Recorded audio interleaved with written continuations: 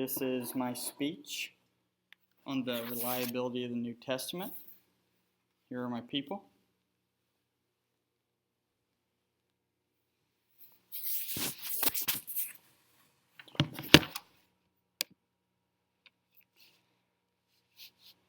There's much discussion today on the topic of the Bible. From Easter specials on CNN to magazines in the checkout lane, we all encounter this. Can the Bible be trusted? If the truth claims to the Bible are so important, we must first get at, is the Bible true? Is it authoritative in what it says? And because of the truth claims, we need to know for certain that we can back up the authenticity of the New Testament. And I want to show you today the New Testament is the most well-attested ancient document that we have.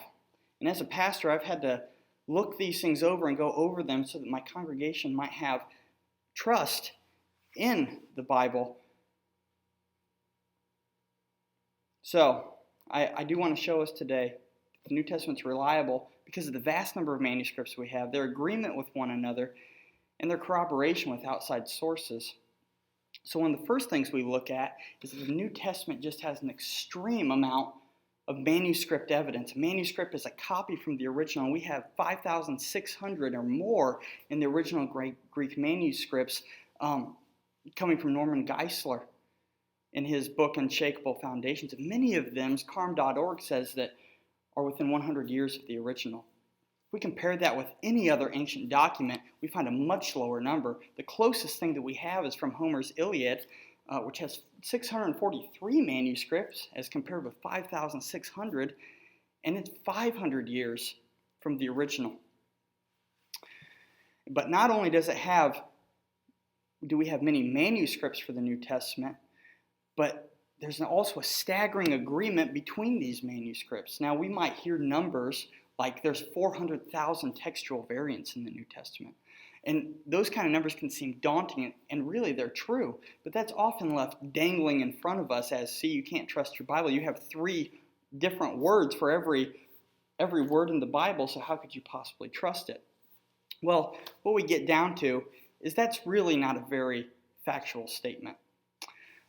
There's really 99.5% accuracy in everything that we see. In fact, in the Gospel according to Barth that Daniel Wallace wrote, he says that indeed only about 1% of textual variants are meaningful at all. So now we've taken 4,000 and we've really reduced it to 400,000, we've reduced it to 2,000, to maybe 4,000 meaningful textual variants. And when we say a meaningful textual variant, we're talking about things that regard the word "and" being left out, or a pronoun that's referring to a man being referred to a woman, something like that, but nothing. We have nothing that refers to doctrine.